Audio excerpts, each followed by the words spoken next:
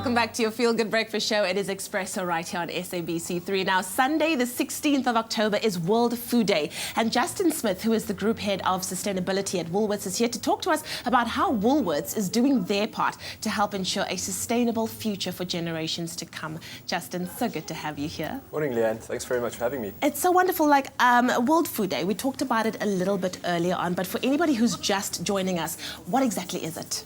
It's really a United Nations Day to globally raise information and awareness around issues of hunger and food security.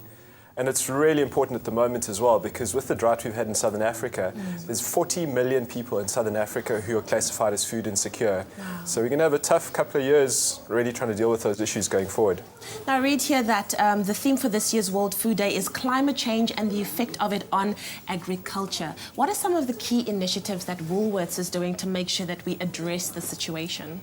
Leanne, we source over 90% of the food we sell from within South Africa. So we've got this incredible connection and also reliance on the food sector in this country working well if we're going to have a food business going forward. So it's really important for us, and I think it's our responsibility to work with our farmers and suppliers around managing water properly, looking at soil health, biodiversity issues, and really making sure that we can continue to provide food to our customers going forward into the future. So we've got a couple of programs. One's called Farming for the Future, where we work with all of our farming suppliers. And that's been fantastic in terms of really saving water and creating awareness about kind of key biodiversity issues on farm.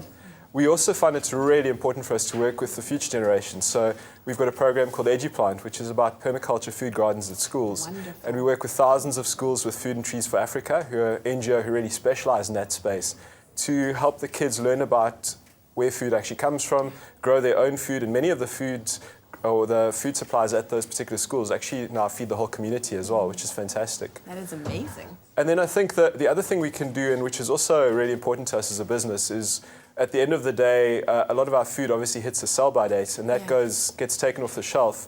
So on a daily basis, we donate to 1,500 charities across South Africa in terms of that food. And it's an important contribution. It's not perfect, but it really helps those different charity groups as well. Yeah.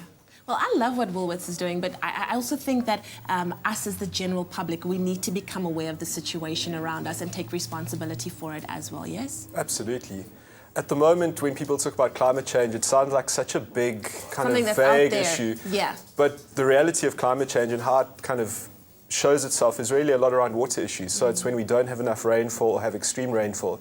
And as most of us know, we're in the worst drought in South Africa in over 100 years. So be incredibly conscious about how you save water at home, use it responsibly in your businesses, and all of that is a really important contribution to managing that scarce resource in our country.